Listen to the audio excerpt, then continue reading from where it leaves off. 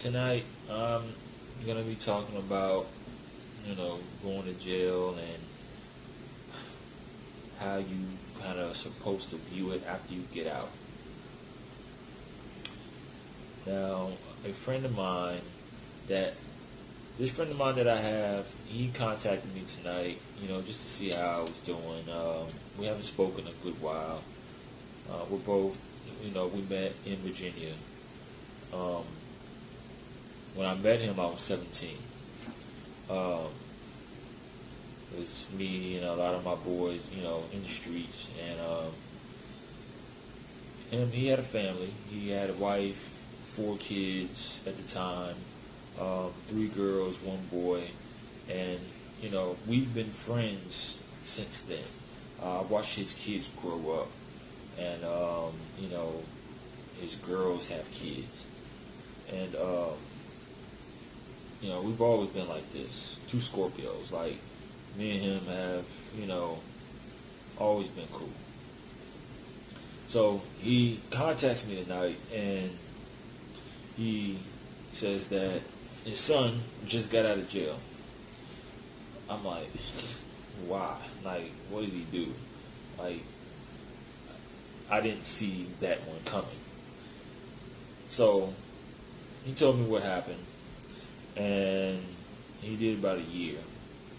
So I asked him, I said, so how was that? I'm sorry about the camera or something. Keeps going in and out of focus. I said, so how did that go for him? He said, he's a new man. I'm like, good, that means he has some type of common sense. Now, when you have your freedom taken away from you, no matter what you have done, and you're on the inside looking out, like when I had to do jail time, and what I had to do wasn't, all that. The fact that it wasn't all that serious, but I still had to do jail time, which means I had to be locked up. They took my freedom away from me. They took anything that I wanted to do, I had to wait. But when you're locked up and you're looking outside in a window, about like that, and you see cars going by, they got, surfboards on their car, you see birds flying, and it looks like people are they're going to the beach. And I also had a girlfriend when I did get locked up, and, she had a routine, so I would be, just thinking, like, and she's probably doing this right now, smelling all good, and this and that, and then you turn around and you're around a whole bunch of dudes. It sucks. But it's not cool. It's not worth it. Like, there's nothing that you can get in trouble for is worth it. Nothing that they can take your freedom, put you behind bars, it's not worth being able to just walk outside and walk wherever you want to, ride wherever you want to, live wherever you want to. Because once the system has you, it has you. Now, and I'm also going a little bit deeper on my situation and how that affected me. So, what I did affected me as far as job-wise. Now, I had a misdemeanor. It's a felony reduced to misdemeanor. In the court system, when I had this lawyer, and it was a court-appointed lawyer, they suck, first of all. But he tried, it was either A, sign this piece of paper, where I don't have to do jail time, or we go in here and fight it, and it's a chance I will get jail time. But the piece of paper was, if I sign it, I will be signing a felony. Like, I will be a felon. And I don't have to do any jail time. That's what he told me. Or, I don't sign it, we go into that courtroom, and we try to fight it. But more than likely, I'm going to get jail time. So I sat there with that pen in my hand because I didn't want to go to jail. So I'm sitting there thinking like, I don't want to go to jail because I still had a job. I had a girlfriend. She had 2 kids. You know, I can just sign this piece of paper and you know, go ahead and continue living life. If I sign that piece of paper, felony will be attached to me, which means I can't ever carry a gun. I can't travel out the United States, which I've never done before. I did once with my mom. I was small. I think we was in Germany. I was too young to even enjoy that. So to me, it really doesn't count. So I've never really traveled outside the United States to enjoy it as far as a vacation. But I would not be able to do that. So I sat there for about 5 minutes, and it just didn't sit right. It didn't sit right with me at all. I said, come on, we're going to go in here and fight this. If I have to go to jail to not have this felony attached to my name, then that's what we're going to do. So, of course, after giving a good fight, they gave me jail time. And after I got out, I had to do 5 years probation, which means I could not get in trouble at all within those 5 years. And before I got in that trouble, I was an audiovisual tech at the Marriott. I was making good money. I was the only audiovisual tech guy there. And,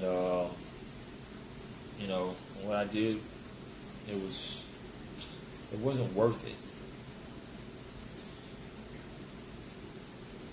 And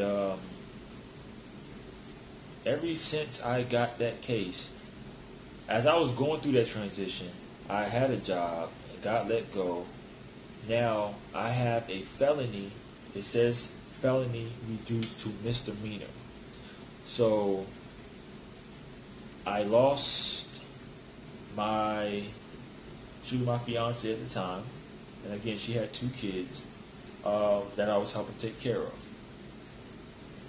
It started to get hard because now that I have this charge connected to me, even though I wasn't a felon, it was still a felony reduced to misdemeanor.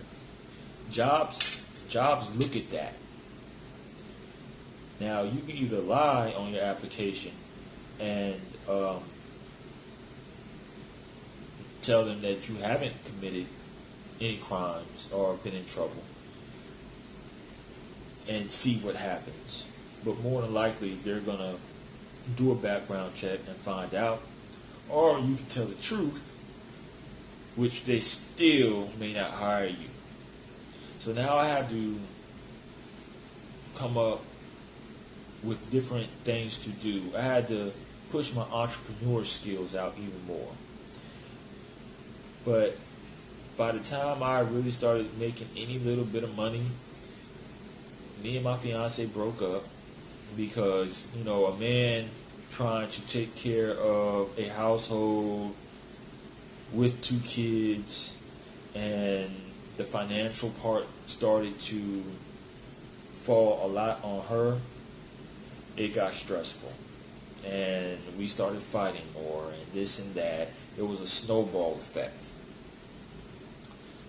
And so we broke up. And it was just, it was until this day, I had to move out of Virginia to even get a job. Now, when I moved out of Virginia, I had jobs calling me, and I was able to pick what job I wanted. But as long as I was in Virginia, I was in Virginia for a long time before I made this move. It was a struggle. I mean, it was hard getting almost any job, period. It puts your life on hold. So no matter how positive you try to be about it, and you have no choice but to be positive about it and keep pushing. I mean, I've, again, had to bring out my entrepreneur skills. I was managers at places like privately owned businesses and restaurants. I was doing clubs, but I've been doing clubs for a long time, so I ain't worried about that. But as far as management positions, I've been in a few of those, learned a lot, did a lot of networking, and it was steady money, but not the money I wanted to make. It was money that kept my head above water. I got into doing, I opened a hookah lounge, but then that kind of ended over the owner and the building. So I used that money, used all my hookah stuff, and did mobile hookah. And I started making money from that. I really started making money from that. I did businesses. I went to businesses, grand openings, clubs, birthdays, and people would call me, and that helped out a whole lot. But where I wanted to go and where I wanted to see myself was getting a good job and opening up my own business. But me being in Virginia so long, it really held me back. So now that I have moved, things look a little bit better. I'm still new to the Florida residents, and but I feel a lot better where I'm at. Overall, again, getting in trouble, running with the wrong crowd. I have a little brother. He's 23, 24. I told him a long time ago, when he was young, like, hey, do not fall into the wrong crowd. Now, and this is an example of having a male figure in a younger male's life, because once you have been in the streets, done this, done that, you're able to, and hopefully, again, they may not listen, and he did do some stuff that could have got him in trouble, but he did stay away from the wrong crowd. He did stay away from people that could get him in trouble. I said, if you don't have a friend ever, you always have your big brother. You call me anytime. I mean, he's still with my mom. We play PlayStation together.